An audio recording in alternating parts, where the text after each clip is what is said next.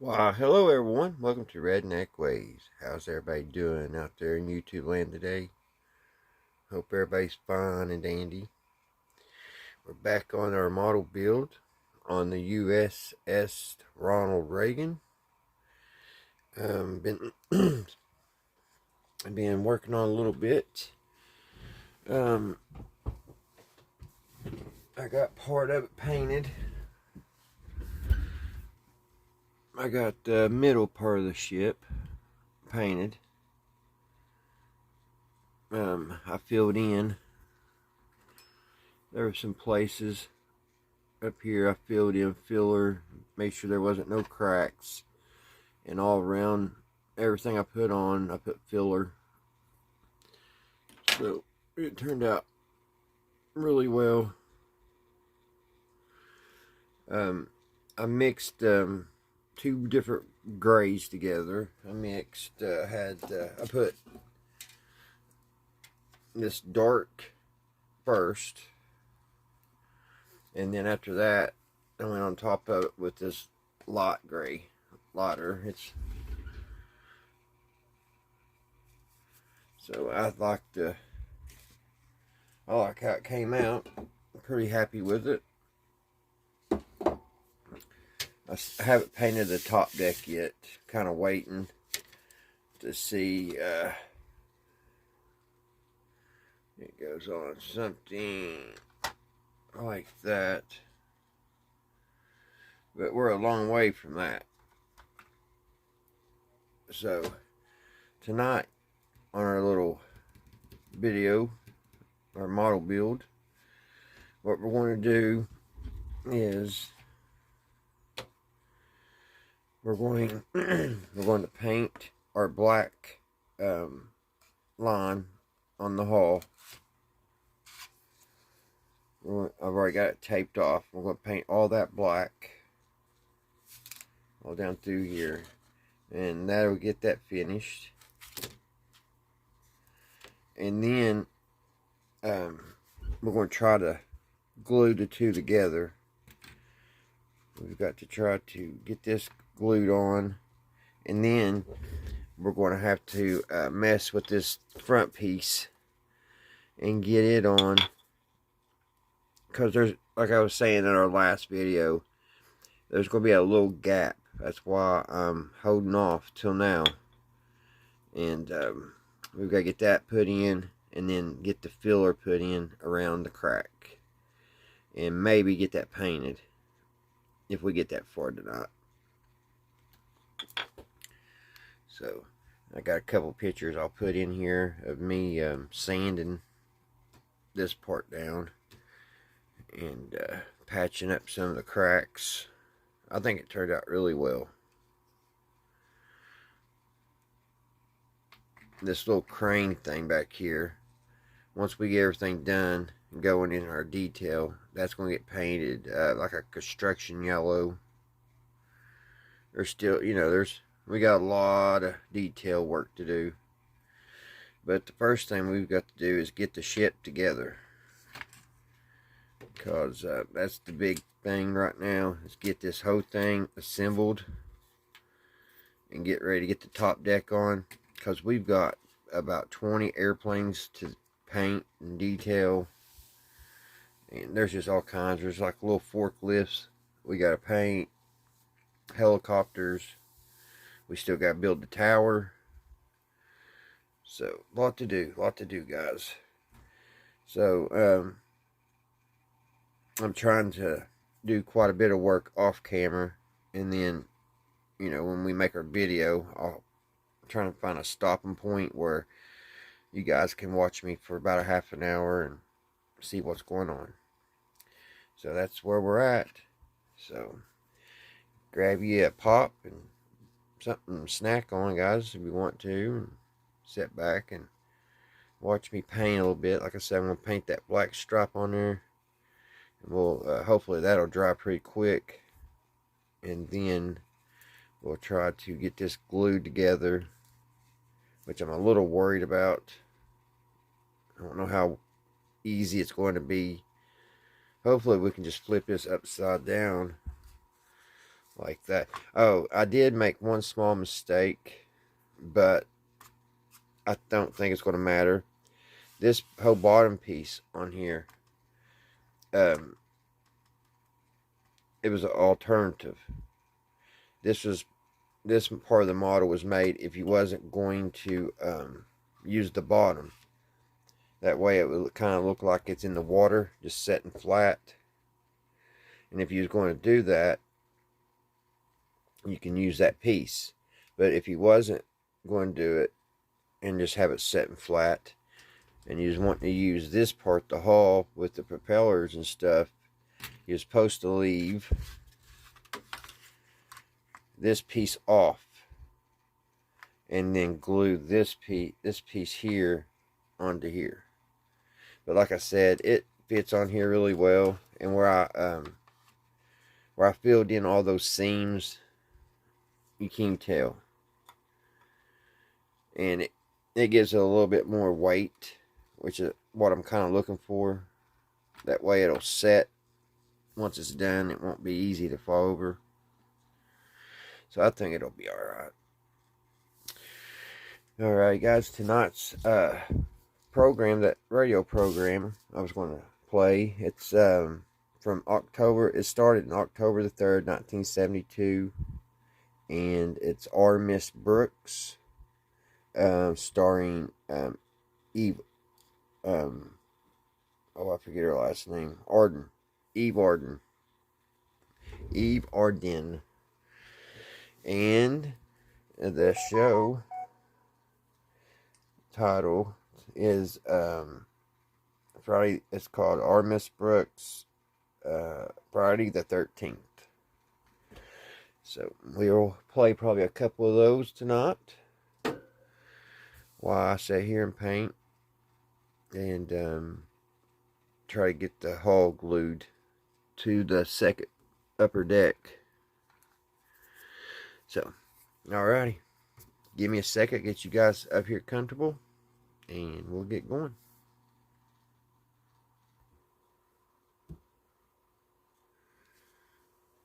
Palmolive Soap, your beauty hope, and Luster Cream Shampoo for soft, glamorous, caressable hair bring you Our Miss Brooks, starring Eve Arden.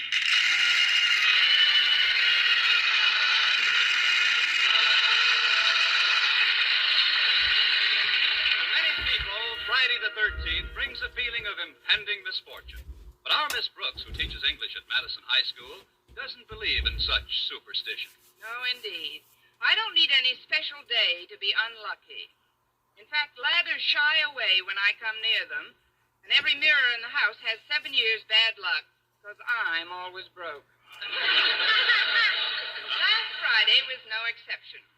Have you ever opened your eyes in the morning and felt that everything was going to go wrong that day, and then realized that you'd already made your first mistake by opening your eyes?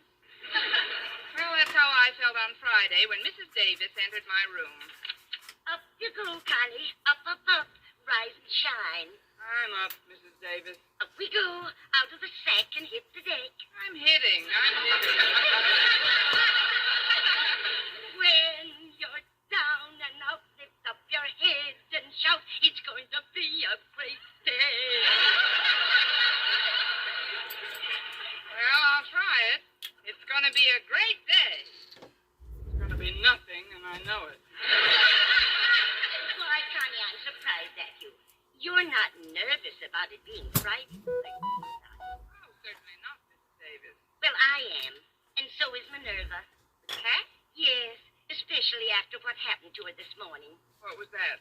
A black dog crossed her path.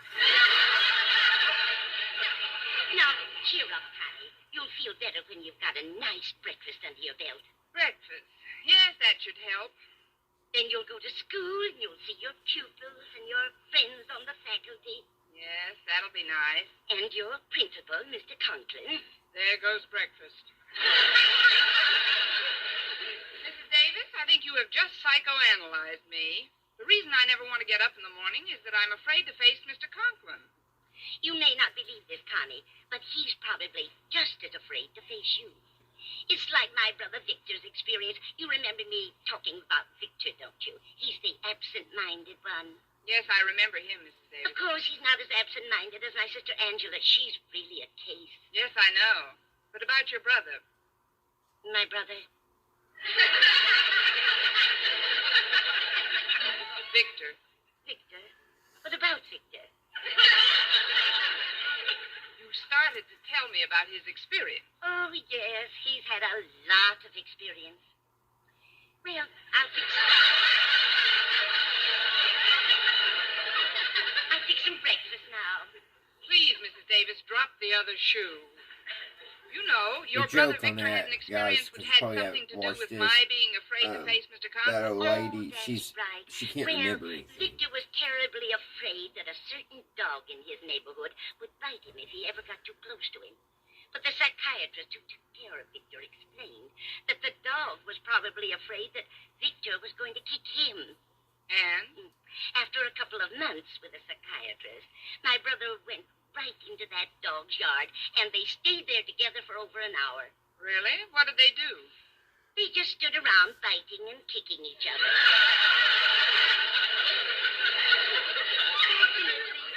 A policeman came by and stopped it. Yes, that was fortunate.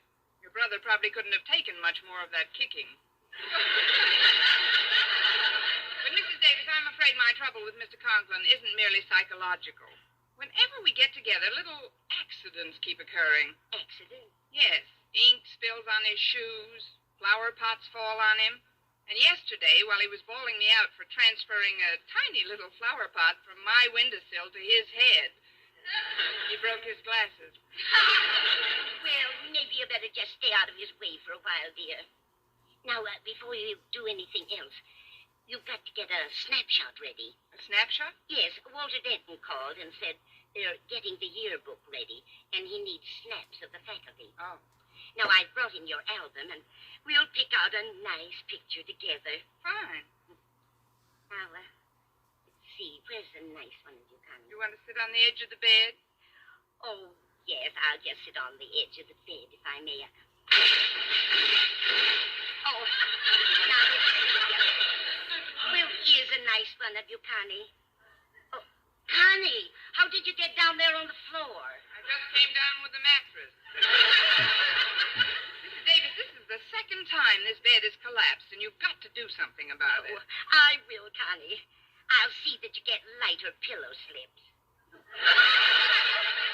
Now, you better get up and get dressed, and we can look over the album at breakfast. All right, Mrs. Davis. Watch those springs, Connie. They still have plenty of life in them. Connie, where are you now? You were right about those springs, Mrs. Davis. I'm in the shower.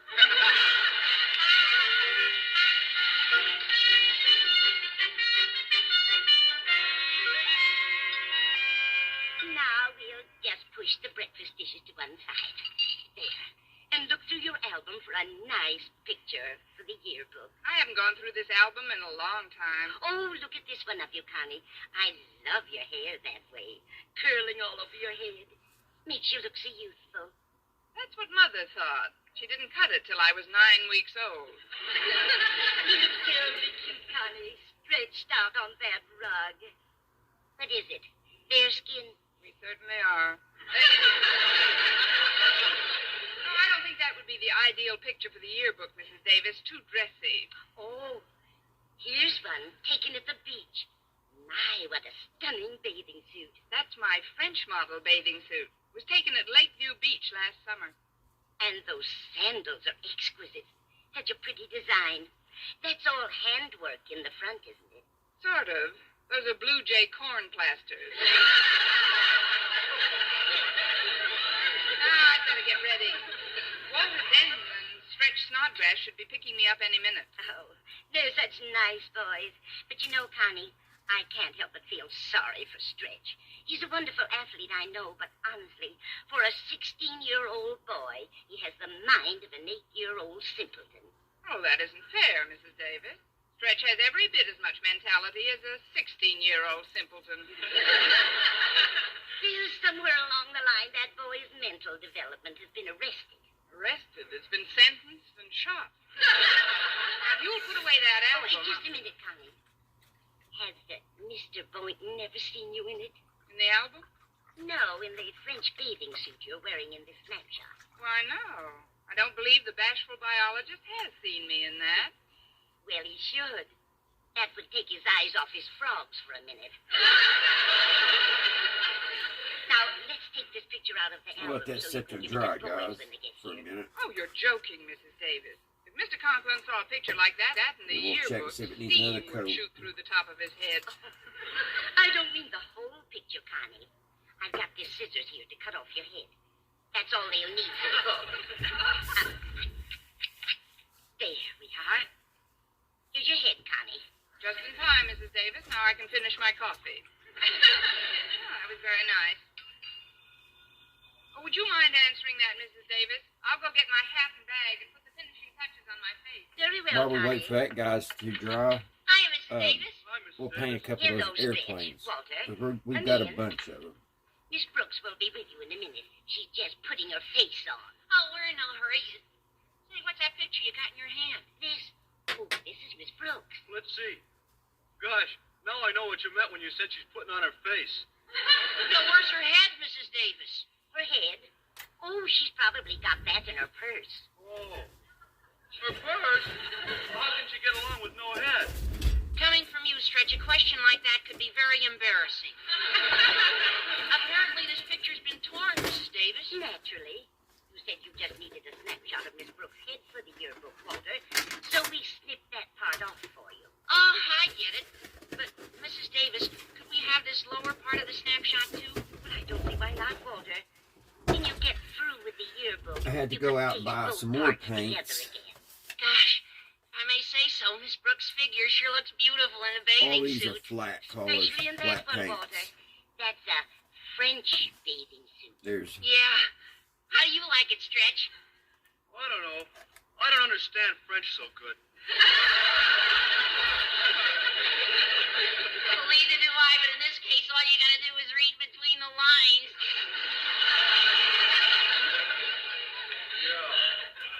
Yeah. Want me to carry the snapshot for you, Walter? Oh, no, thanks, Stretch. It's not heavy. Well, I see I have two chauffeurs today. Hello, boys. Hi, Miss Brooks. Oh, Stretch picked me up I today still on account haven't of I had a little trouble decided with my clutch. on What kind of trouble, how I Walter? want to paint the I airplanes lost it. yet. You lost your clutch? Might do a Yes, ma'am, but mixture I'll of find it all right. different It can't types. be much more than a I'm gonna block do it, away try from where to the do a emergency Desert brake Storm. fell off. Camouflage. That's probably just a stone's throw On from this the first motor. Oh, before I forget, here's Check a this out snapshot for good. the yearbook. Snapshot of who? Oh, this is your face. Ah, thanks, Miss Brooks. Well, we better be going if we're going. Yes, it's getting late. Now, remember what I told you, Connie. Be sure and invite Mr. Boynton to take you swimming soon, so we can see you in a bathing suit. Please, Mrs. Davis, if Mr. Boynton wants to take me swimming, he'll take me swimming. I'm certainly not going to do anything about suggesting it to him until lunchtime. Well, we better step on it. We gotta pick up Mr. Conklin on the way to school. Mr. Conklin? Yeah, Harriet called me and told me that her mother had to take their car downtown early this morning, and she was counting on me to pick them up. But if I'd known that, I would have gone to school on my pogo stick. So would I have. We can't let Walter down now, Miss Brooks. Besides, Mr. Conklin isn't so bad.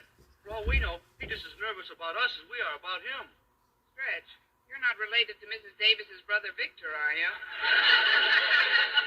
No, I guess you just take from the same psychiatrist.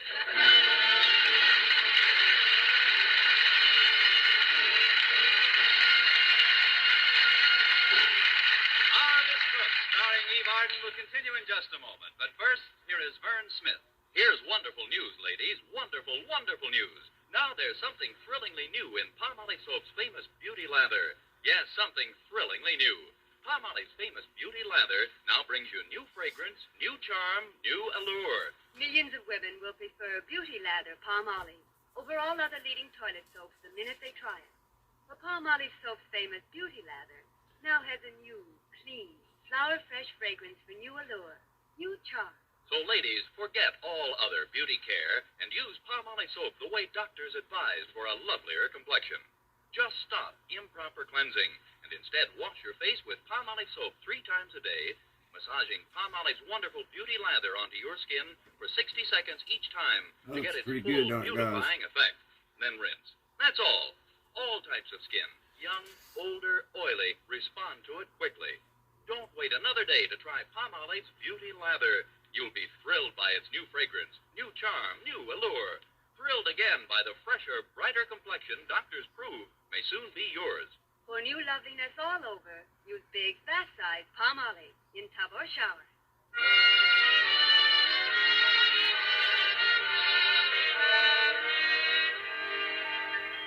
As our Miss Brooks and the boys are on their way to pick up Mr. Conklin, let's look in on Madison's beloved principal as he and his daughter Harriet are finishing breakfast. Well, Daddy, how did you like your breakfast? It was very adequate, Harriet. Now, if you'll hand me my hat, please. Here you are, Daddy. Thank you. It's a brand new one. How do you like it, my dear? Well, it isn't very colorful, is it, Daddy? Very few black Homburgs are. This suit is also new. It's the latest thing, black shark skin. Do you like it? It's real chic, Daddy. Of course, this tie may be a trifle loud with it. It's midnight blue. Do you think it's too loud, Harriet? I can't hear a thing, Daddy. I mean, it looks fine. This is the outfit I had my picture taken in, the one that's pinned on the bulletin board.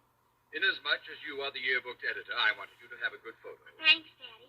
Walter will appreciate it, too. Denton, what has he got to do with this? Well, he's associate editor of the yearbook, and he's giving us a lift today. He doesn't give me a lift. In fact, if I may borrow an expression from the undergraduate body, he brings me down. What you see in that booby is beyond me. He isn't a booby. Walter's the manager of the baseball team and editor of the Madison Monitor, and, well, he's just an all-around... He's just an all-around... Daddy! All right. I won't say mine if you don't say yours. Well, I think it's very nice of Walter and Stretch to pick us up. After all, they had to get up earlier in the morning to stop for us after picking up Miss Brooks. Miss Brooks, will she be along? Of course. Walter always takes her to school. What have you got against Miss Brooks? Nothing at all, Harriet. At least nothing that some new shoes, new glasses, and a head free of a flower pot won't straighten out. I don't know what it is about that woman, but when she's in the vicinity, disaster rings in my bones. Today is Friday the 13th. Oh, please, Daddy, you're exaggerating. Miss Brooks is probably just as nervous about facing you as you are about facing her. I doubt it. Wish we could get to school some other way. Only it wasn't so late. Oh, well, they lifted the Berlin blockade. Maybe there's hope for me.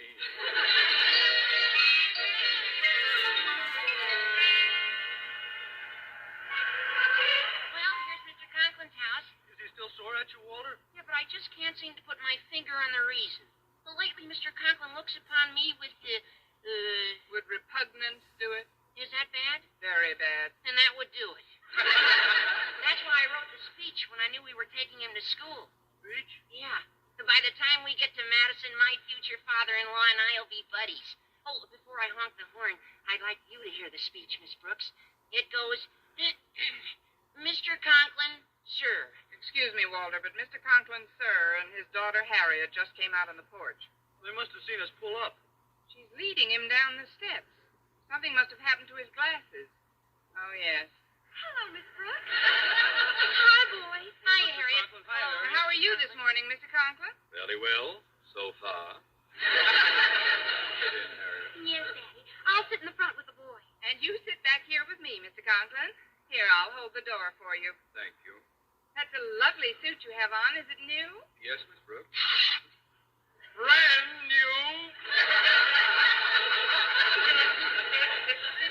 Just your pocket, Mr. Conklin. I'll sew it up when we get to school. Go ahead, Stretch. Mr. Conklin, sir. Shut up, you boob.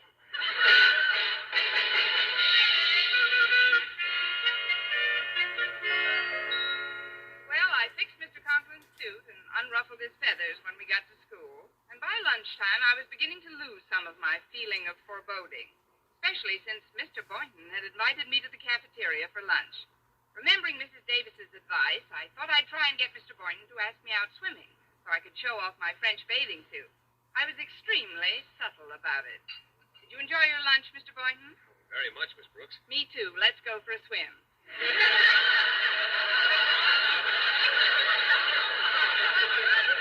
Swim? Isn't it a little early for that sort of thing? Well, we could wait till after school. It'll be later then. I mean, early in the year. It's still quite brisk out. Oh, once you get in, the water's warm. Especially at Lakeview Beach. That's only an hour's drive from here. No, I'm afraid I don't care much for beaches, Miss Brooks. They're bad for my sinus trouble. Oh, I like swimming in a pool, though. wonderful, Mr. Boynton. Let's go for a swim in your pool. I'm afraid that's impossible, Miss Brooks. My pool's at the YMCA. I guess it would alter their routine a bit if I were to walk in there. I know what we might do. Work on your lawn for a while. I don't have any lawn, Miss Brooks. I live in a bachelor apartment. All I've got's a window box. Perfect. That's just what we'll do. What's just what we'll do? We'll put on bathing suits and water your window box.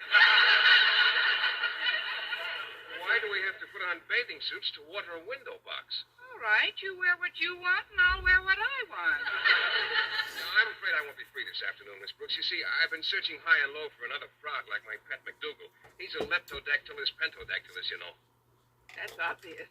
I can't seem to find one anywhere. None of the laboratory supply houses handle them, and well, I've got to get one for an experiment. If I bump into one, I'll give you a buzz. Now, if you'll excuse me, Mr. Boynton, I'm going over to the Go dessert ahead, take counter. the tape It's getting off. pretty crowded in here. Is there something I can get for you, Miss Brooks? No, I rather enjoy the exercise. I can still get a good post position right on the rail.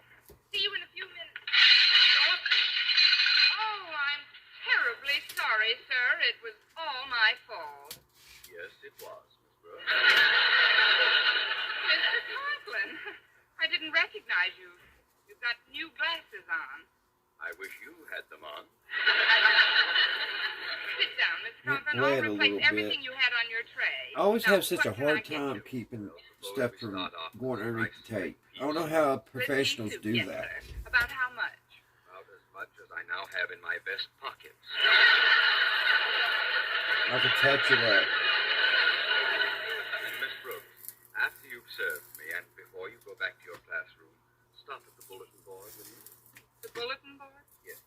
There's a picture of me on it, and I'd like you to see just how this suit looked before I met you.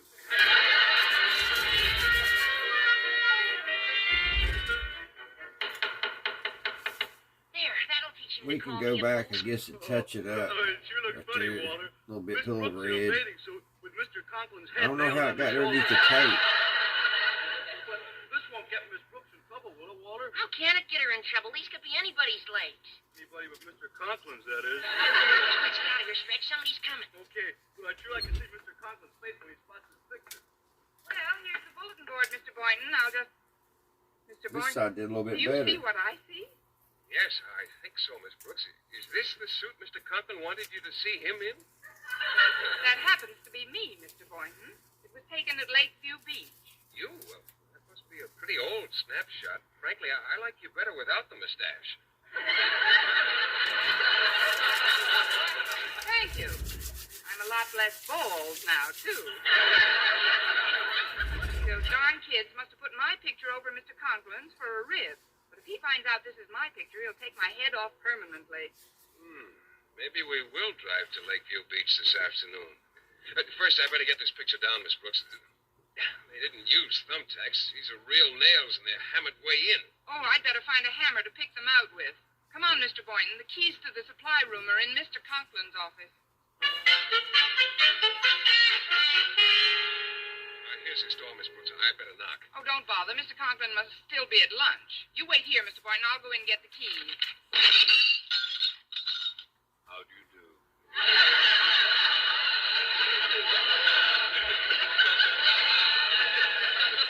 I was just coming in, Mr. Conklin. I was just going out, Miss Brooks. I thought you were still in the cafeteria. I wish I were.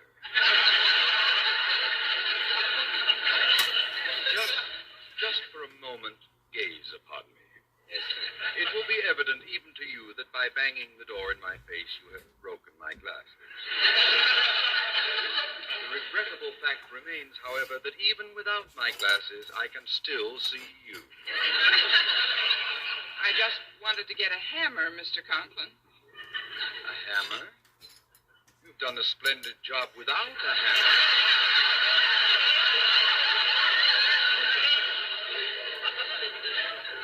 Miss Brooks. I'm going to try to get this glued on, guys. It's going to be a pain. But somehow I had hoped that today's pocket-ripping and soup-spilling incidents would appease your voracious appetite for mayhem. But no. No, for the second time in a few days, you have shattered my glasses. Please, Mr. Conklin, I can't stand this war of nerves. If you hold me responsible for those accidents, why are you so restrained?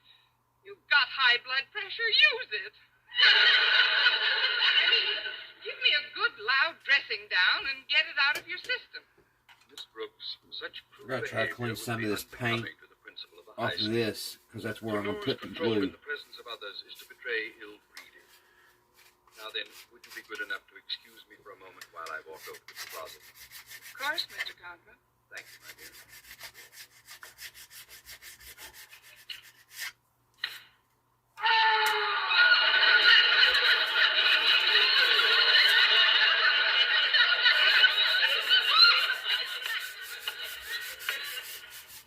I feel much better now. And here, I found a hammer in the closet. You may have it, Miss Brooks. Oh, thank you, Mr. Conklin. I'll just take this. I'm sorry I dropped the hammer on your foot, Mr. Conklin. That's all right. I have another foot.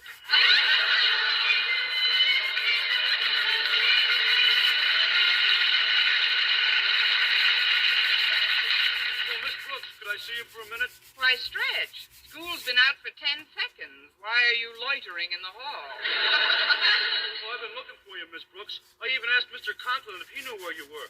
What a I funny wasn't thing. 100% happy, guys, Ran with this into the red. closet. Yes, But I know. I tried to Why find did a you do that, flat Miss Brooks? red, Quiet, and I Stretch. cannot find it nowhere here in town. I That's can why. order one, but it takes a couple What weeks. do you see me about, Stretch? So Well, Harriet Conklin I'm full kind of figure picture of wondering you if for I the should yearbook. just order it So and I then pasted paint your this head again to the lower part of the later picture once we took get it off all the built, bulletin because it board. wouldn't be hard. I've never had a full picture in the Because it yearbook. needs I to be guess Friday flat. the 13th isn't so unlucky I don't know after how all. some of it got so Unless you happen to shiny. be Mr. Conklin.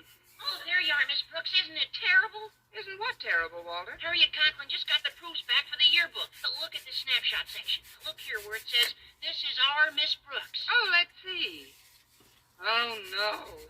Hey, Stretch, you pasted the wrong parts together. This is a picture of my face attached to a blubbery body wearing a black sharkskin suit. Gee, maybe there is something to Friday the 13th. Oh, it's an awful break, Miss Brooks. Every teacher and student at Madison will see this. You'll be the laughing stock of the whole school. Gosh, I wouldn't blame you if you bursted out crying. Not me, boy. To lose control in the presence of others is to betray ill breeding. Will you excuse me a minute? And now, Miss Brooks? I just want to borrow your closet, Mr. Conklin.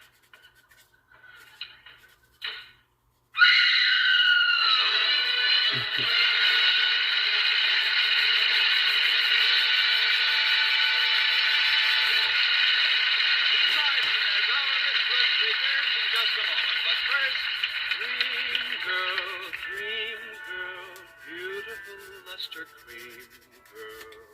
Tonight, show him how much lovelier your hair can look after a Luster Cream shampoo. I'm just trying to get a good clean surface to glue on. Magic formula blend of secret ingredients plus gentle lanolin gives loveliness lather even in hardest water. Glamorizes your hair as you wash it. Luster Cream. Not a soap, not a liquid, but a dainty cream shampoo. Leaves hair fragrantly clean. Free of loose dandruff, glistening with sheen, soft, manageable, gives new beauty to all hairdos or permanents. 4-ounce jar, $1. Smaller sizes, either tubes or jars. Tonight, try Luster Cream Shampoo and be a dream girl, beautiful Luster Cream girl. You owe your crowning glory to Luster Cream Shampoo. And now, once again, here is our Miss Brooks. Well, Well, it looked as if the day might end a little better than it began when Mr. Boynton took my arm as we were leaving the school and said, Well, let's hurry, Miss Brooks. I'd like to get to Lakeview Beach while the sun's still out. "Oh, fine, Mr. Boynton, but let's stop at the house and pick up my French bathing suit." Oh, you won't need a bathing suit, Miss Brooks, And why are we going to Lakeview Beach? because of that picture of you on the bulletin board. We've got to stop at the same spot where that picture was taken. But why? Well, I noticed in the snapshot there was a leptodactylus pentodactylus frog right near your left foot. Well, if you don't mind, Mr. Boynton, I'd still like to pick up my bathing suit. For what? If it fits the frog, you two can go steady. Thank you. Tune into another Hour of the Brooks Show, brought to you by Palmolive Soap, your beauty hope, and Luster Cream Shampoo for soft, starring Eve Arden, is produced by Larry Burns, written and directed by Al Lewis, with music by Wilbur Hatch.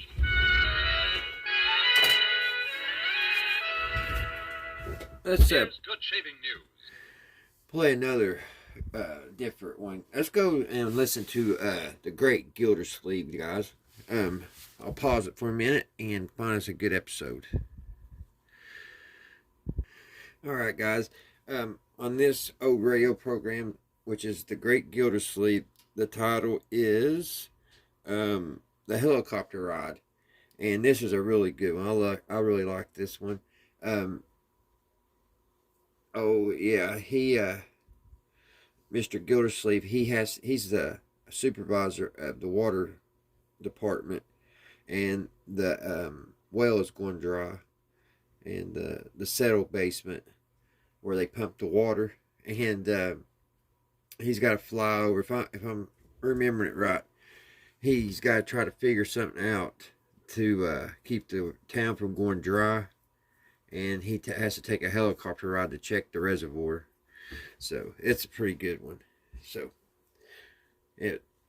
Great Gildersleeve is 19. This one I think was 1951. Here we go. The Kraft Foods Company presents Harold Perry as the Great Gildersleeve.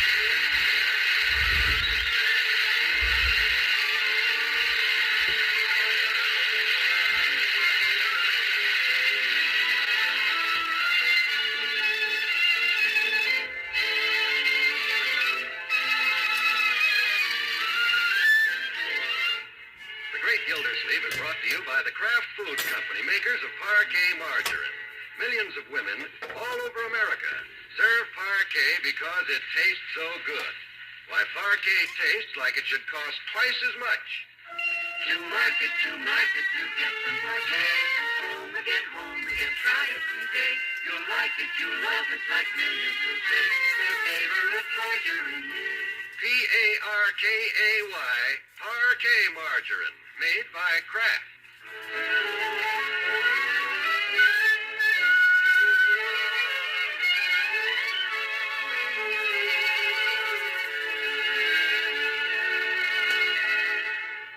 Well, let's see what's doing with the Great Gildersleeve.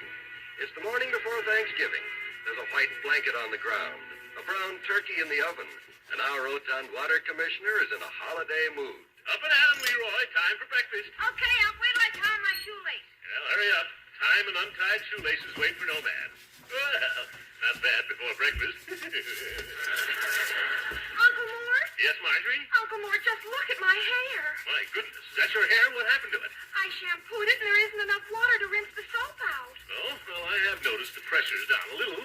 I wanted to look pretty for the Thanksgiving game tomorrow.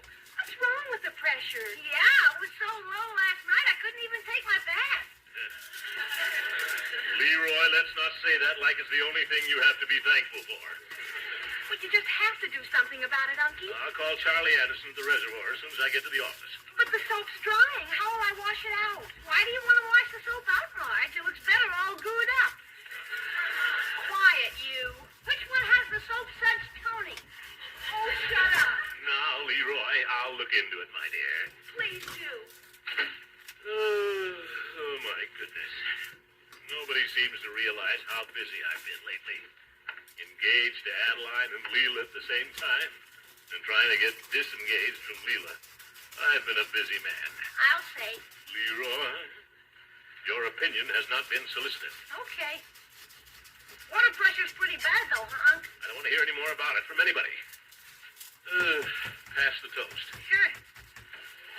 What is it still, please, Leroy? Hi. Morning, Bertie. How are you this morning? I'm okay, but the water's sure low. Oh, my goodness. Yes, and with all this cooking for Thanksgiving, we need a lot of water. I know, Bertie. He sure is throwing up things in the kitchen. I understand that, Bertie. I turned on the faucet full force this morning. All I got was trickle, trickle, trickle. I'll take good care of it, Bertie, believe me. That's good. Because yesterday I got a big trickle. Today, just a little trickle. Who knows what kind of trickle I'm going to get tomorrow? Yeah, just leave everything to me, Bertie, and don't worry. Oh, I ain't going to worry. Working for the Water Commission, it'd be silly to worry about water. Well, I'm glad that's settled. You sure is throwing up things in the kitchen. Trickle, trickle, trickle. Sounds like a complaint. Yeah, these things should be handled through the office, not at the breakfast table. Hey, Unc, it's Thanksgiving vacation. Can I go down to the office with you? Leroy, why do you want to go down to the office? Gosh, Craig's got a cold and Piggy's got the measles. I don't have anybody healthy to play with. Leroy, the pressure's down and I'm going to be busy. That's why I want to go. How's a little kid going to learn anything if he doesn't learn it from his uncle? What? I want to see how you handle those big problems. Well, it is something to see. Sure, like you say, it's time I knew how to do things. I'm not going to be in school forever. I wouldn't be too sure about that, Leroy. Well, I guess you can come along. Oh, boy.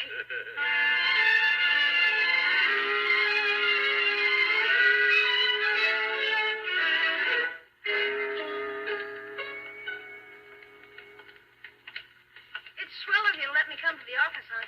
You won't enjoy it, Leroy. People will be calling me all morning to ask about the water. What makes water pressure go up and down, Unc? Well, Leroy, it could be any one of a number of things. Like what? Well, perhaps the snifter valve isn't working or something. What does a snifter valve do? What does it do? Well, that's sort of top-drawer information, Leroy. You tell too many people what a snifter valve does, and pretty soon everybody has a water plant of his own. Gosh, you have to know a lot to be a water commissioner, don't you, Unc? Well, you can't be a dunderhead. The door's locked. Where is that Bessie? What a secretary. Can't even remember to come to work. Last night you said you gave her the weekend off. Oh, yes. Bessie's going over the river and through the woods to her grandmother's house for Thanksgiving. Here, I'll pick up your mail and newspaper off the floor, Unc. Yeah, just give me the newspaper, Leroy. Those letters with those little windows don't look very important from here. Here you are. Hey, Unc, since Bessie isn't here, can I be your secretary and answer phone calls? Well, I guess it won't do any harm. Gee, thanks, Unc. And let me know if you want me to take a letter, Mr. Commissioner Gildersleeve. I'll be right in with my pad and pencil.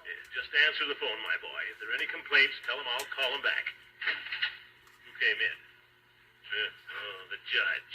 Hello, Gildy. Greetings of the season. Hello, Judge. And Leroy, felicitations. Hi. Felicitations. Care to have a chair, Judge? I'm Bessie this morning. Thank you, Leroy. You make a very handsome Bessie. Oh, brother. And now, if you don't mind, Bessie, I'd like to have a word with the commissioner about the water situation. Yeah? You too, Hooker? Leroy, step into the outer office. Oh, for corn's sake. Leroy? But, Unc, I'm your secretary. I get to hear these things like Bessie does. Well, here's a quarter. Go get a malt like Bessie does. Gee, thanks. So long, Unc. Judge, you take the phone calls. You can be Bessie till I get back. All right, Leroy, I'm Bessie. Bessie. Look more like Bessie's grandmother. Or the wolf. Close the door, Leroy. Gildy, you seen this morning's paper? What do you mean? Let me read you this editorial. Huh? Quote, what has happened to Summerfield's water pressure? Citizens ask Mayor Terwilliger for answer. Citizens? Oh, for Is the slow trickle out of water faucets due to big drip in water department? Let me see that. Wait a minute, Gildy, wait a minute.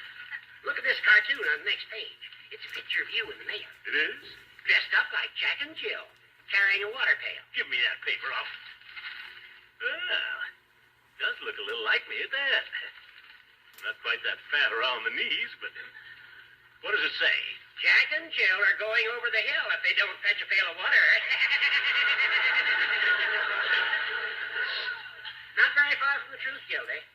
Has the mayor called you yet? Well, no. I guess I'd better go see him, Judge, and beat him to the punch. I'd do it right away, Gildy, without a moment's delay. Quit rushing me, Horace. Just trying to build a fire under you, Gildy. Now it's up to you to get enough water to put it out. Happy Thanksgiving! Be careful of that gobble hooker. Everybody doesn't have his turkey yet.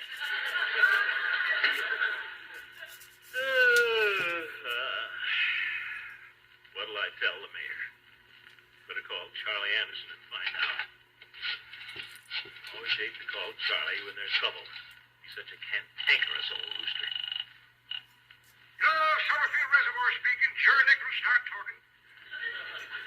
Charlie, Commissioner Gildersleeve. Charlie, have you read the paper this morning about the water pressure being down? I don't have to read the damn blasted paper to know that, Commissioner. I'm on the job. Charlie, let's show a little respect. What's the matter with the water pressure? We're going dry, that's what's the matter. Water's so low in the reservoir, every time a duck lands, he scrapes his fuselage on the bottom. This This is no side time for jokes. sealed up It ain't the great. problem the paper's painted to be, Commissioner. All you got to do is drive up the hills and open the floodgates of the storage reservoir. Oh, yes, storage reservoir. You know we got one, don't you? You're the water commissioner. Says here in fine Those print. not so Charlie. great. You better get me some water down here, Commissioner. Your name's going to be mud, like the bottom of the reservoir. Watch it, Charlie. Let's get on the ball, Commissioner. I got some light coming through, and I can't get it hot. Shouldn't have called him in the first place.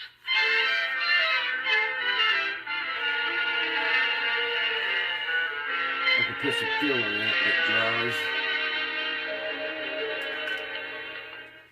Fine day you picked to come to the office with me, Leroy. Everything's gone wrong. This is fun. What are you going to tell the mayor, Unc? Well, the water commissioner's figured out a plan already. Don't you worry. You wait here in the mayor's reception room, my boy. Hey, magazines, just like a dentist's office. They're older, Leroy. Terwilliger's been in office a long time. Oh, Democrat. Little Leroy. You out there, Gildersleeve? Oh, yes, Mr. Mayor. Thought I'd drop in for a little chat about things. Who came in with you? A little nephew, Leroy. Oh. Gildersleeve, that cartoon in this morning's paper was very embarrassing to me. Very embarrassing. Well, let's not take it too hard, Mr. Mayor. Why, just look at this, Gildersleeve. You as Jack, and me, the mayor, made up like Jill with a dress on. Well, I'm in knee pants. Well, Gildersleeve, this is bad publicity. It's so humiliating, I'm going to take charge of this water situation myself. Now, Mr. Mayor, that won't be necessary. All I have to do is drive up to the storage reservoir and release more water. That'll take care of the situation. Naturally. Any dunderhead knows that. Yeah. But it won't answer the press, Gildersleeve. We've got to do something spectacular, something dramatic, something that will make headlines for the city water department. I could go up there on snowshoes. No, Gildersleeve. I have a real stunt in mind. I'm going to handle it personally. But, Mr. Mayor, I'm the water commissioner. Yes. Water is my responsibility, and I insist upon meeting my responsibilities. No, Gildersleeve, this is quite a daring plan. It calls for a lot of nerve. Well, if there's anything I've got, it's nerve. And I'm willing to do anything for the good of the water department. Very well, then, if you insist. I insist. Splendid spirit, Gildersleeve. Under the circumstances, I think you deserve the limelight. Well, that's very nice of you. So you can fly up there in the helicopter. Helicopter? Yes, I've hired one to come over here from the Hub City Airport. You and Charlie Anderson will take off tomorrow morning at 7 for the upper reservoir. But, Mr. Mayor, is this trip necessary? I mean, in a helicopter. Oh, they're getting a lot of publicity, Gildersleeve. Landing on buildings, delivering mail, doing stunts. Stunts? But, Mr. Mayor. Hey, Unc, you go out in the helicopter? Oh, boy, keen. I don't know, Leroy. I'm not sure I know much about them. Why, you've seen them, Gildersleeve. Those planes with 2 propellers. Yeah, no wings. No wings? Oh, yeah. They're swell, Unc. Can I go along with you? I'm afraid there won't be room, Leroy. Come to think of it, I hate to have you miss this trip, Mr. Mayor. You sure you don't want to reconsider and go up in my place? Now, Gildersleeve, the newspapers will make a lot of your flying over the reservoir. You'll make a big splash. That's what I'm afraid of.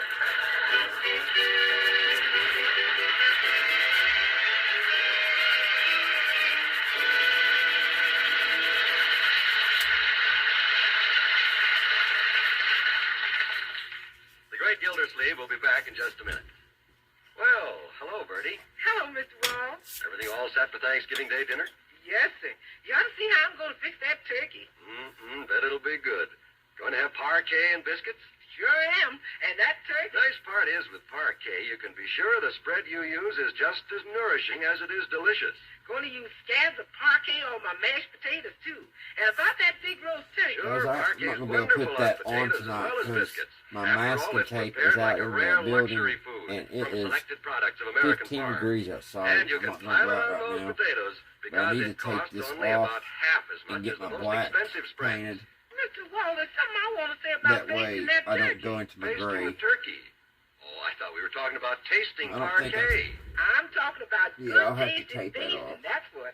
I'm saying that turkey's going to be good tasting because of I'll the have to- basting I give it with I'll have to take parquet. it off to get a Oh, good I get it. line. I'm saying it don't make no On that difference through how you here. use parquet because it tastes so good. Tastes like it should cost twice as much. Well, friends, why not put parquet on your But we'll table? work on our That's airplanes. Parkay, While this the dries. margarine made by Kraft that tastes like it should cost twice as much. Good tasting every which way. Basted all biscuits.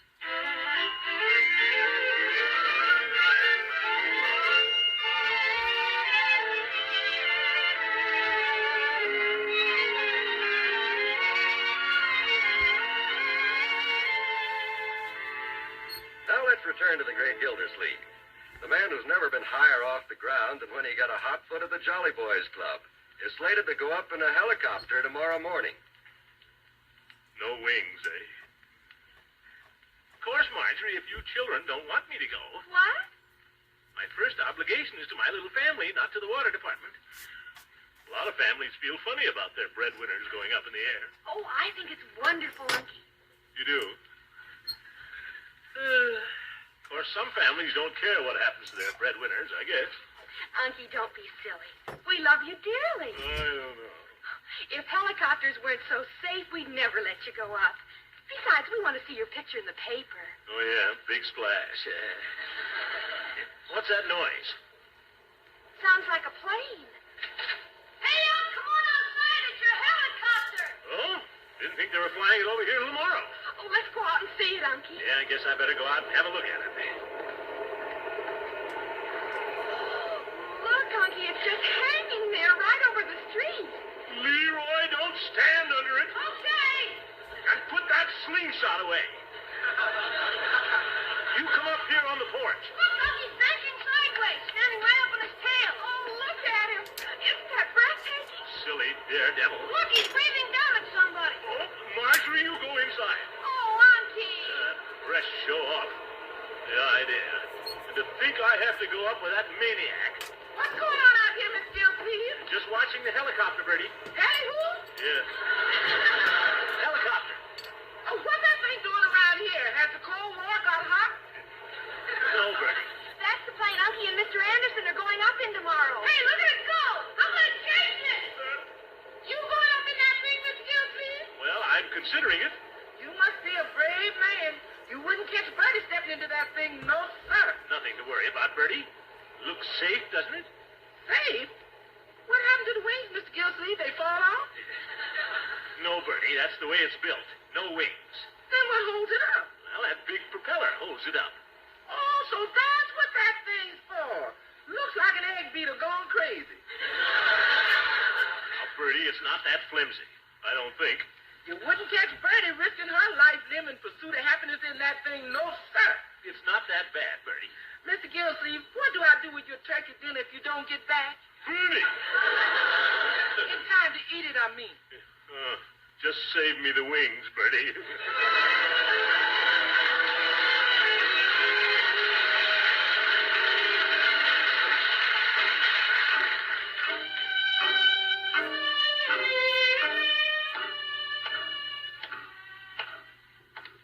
No wings, eh? Fine Thanksgiving tomorrow's gonna be. Think I'll stop in and get a Thanksgiving cigar and smoke it tonight. Hello, Peavy. Well, hello, Mr. Gildersleeve. What can I do for you this afternoon? Give me a cigar, Peavy. Your customary brand, El Lobo? No, not today. Give me a Havana. Well, a festive type cigar. I imagine you're having a big turkey at your house tomorrow, huh? Oh, yeah, big turkey. Well, Mrs. Peavy and I thought we'd stuff a small duck. Oh? We don't particularly care for turkey, so when Thanksgiving comes around, we always duck the turkey. Duck? Turkey, that was a little witticism, Mr. Gildersleeve. That was a very little witticism, Peavy. And I'm in no mood for it. Oh, sorry to hear that, Mr. Gildersleeve. You do seem a little out of sorts. Care to have a Coke on the house? Thanks, Peavy. Yes, I am a little upset. Excuse me.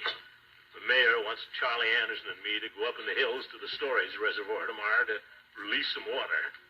Have to get the pressure up. Oh. Well, I didn't want to complain, Mr. Gildersleeve, but I've noticed at the fountain all I get on fizz drinks is fizz.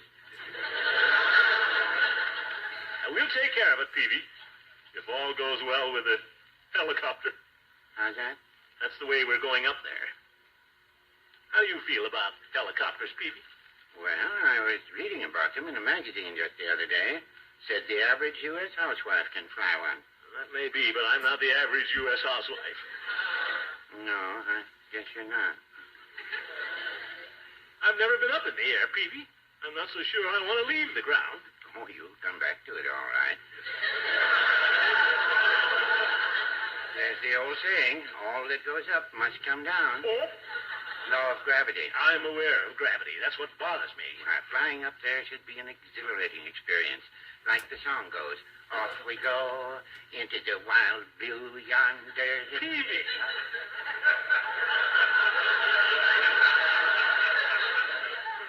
You seem to think this is nothing but a lark.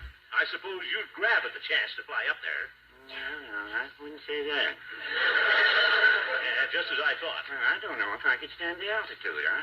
I'm not a young man anymore. Peavy, you're no older than Charlie Anderson, and he's going up. Say, maybe Charlie Anderson shouldn't try to stand that altitude either. If the engineer can't go, there's no use in me going. Peavy, I'm going out and see Charlie Anderson. Yeah, wait a minute, Mr. Gildersleeve. We forgot to drink our Cokes. Oh, yeah. Well, bottoms up. I'd like to propose a toast. Oh? As we lift our Cokes on high, eat, drink, and be merry, for tomorrow we may... Oh, let me on.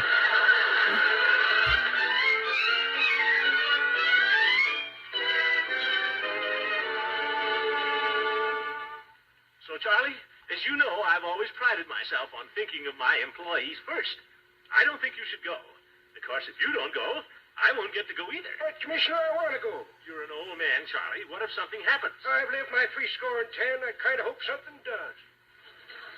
Charlie, don't say that. At your age, you don't dare take chances. You'll be surprised some of the chances I've taken in my young life, Commissioner. Oh, you kid. All right, Charlie. Could it be, Commissioner, you're a little afraid to go up? Charlie. Of course, I can understand why. It'd be pretty hard to get you off the ground with all that ballast you carry. All right, Charlie, I'll see you out there at 7 o'clock. We'll see who's afraid.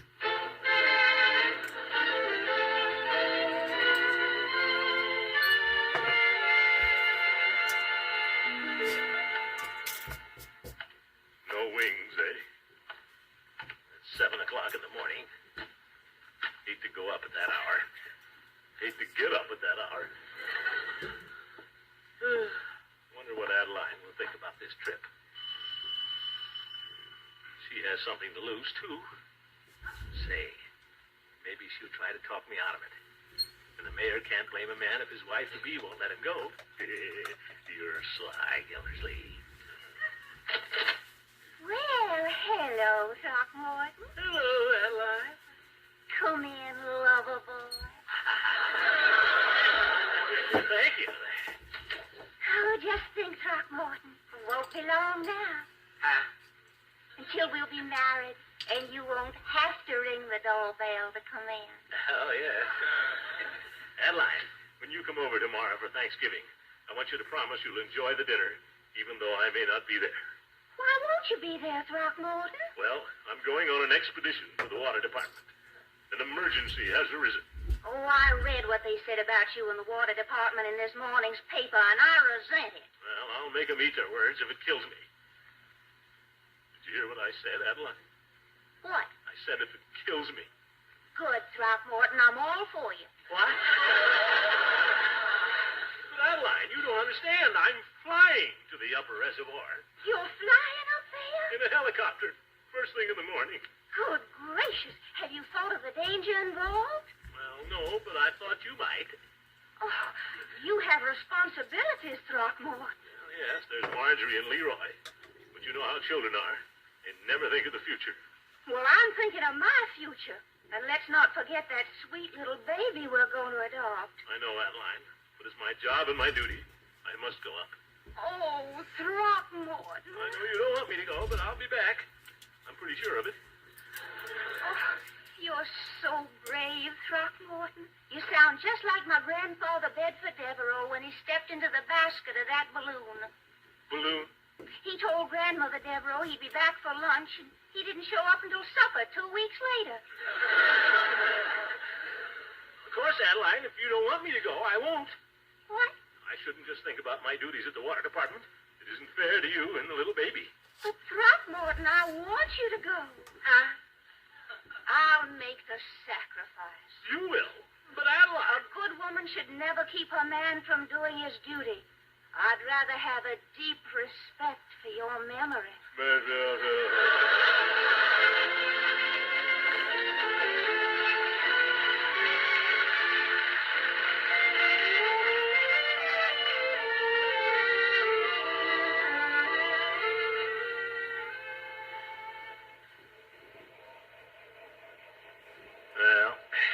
there's my little helicopter warming up. Still no wings. Well, good morning, Gildersleeve. Good morning, Mr. Mayor. I see you're here on the dot, 7 o'clock. Well, I could have been here at 5. I was awake. Where's Charlie Anderson? Oh, he'll be along. Come over here, Gildersleeve. I want you to meet your pilot. Pilot? Oh, yes. I've seen him in action. Mr. Clark, this is Water Commissioner Gildersleeve. Glad to meet you, Mr. Gildersleeve. How do you do? Makes a lot of noise, don't it?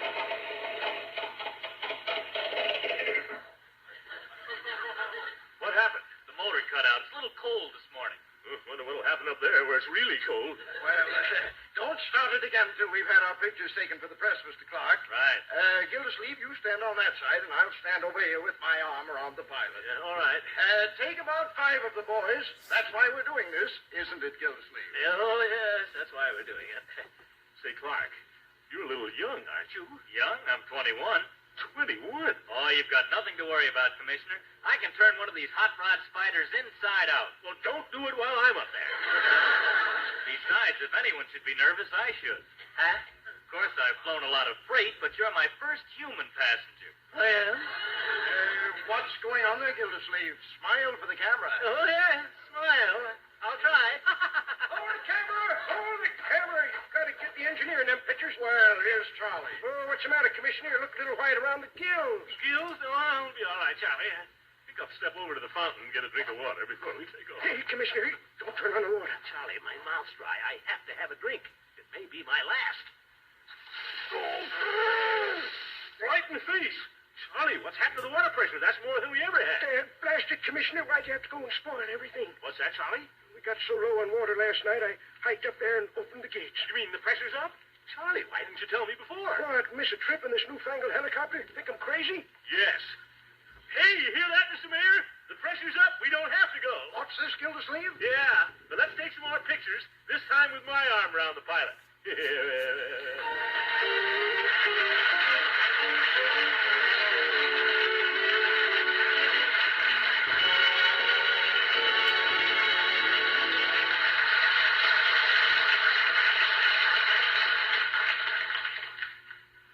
Taste of crisp toast topped with parquet margarine, and you'll be convinced that this margarine is prepared like a rare luxury food. For parquet tastes like a luxury. It's delicious on rolls, pancakes, crackers, as well as bread. It's nutritious and economical. Though parquet costs only about half as much as the most costly spreads, it gives you all their nourishment, plus 15,000 units of vitamin A. Tomorrow, get parquet. The margarine We'll listen that to tastes one more, like it guys, should because cost I'm going twice to as finish much. touching up this red, and we'll put our Parquet camouflage spots on margarine that. made by Kraft.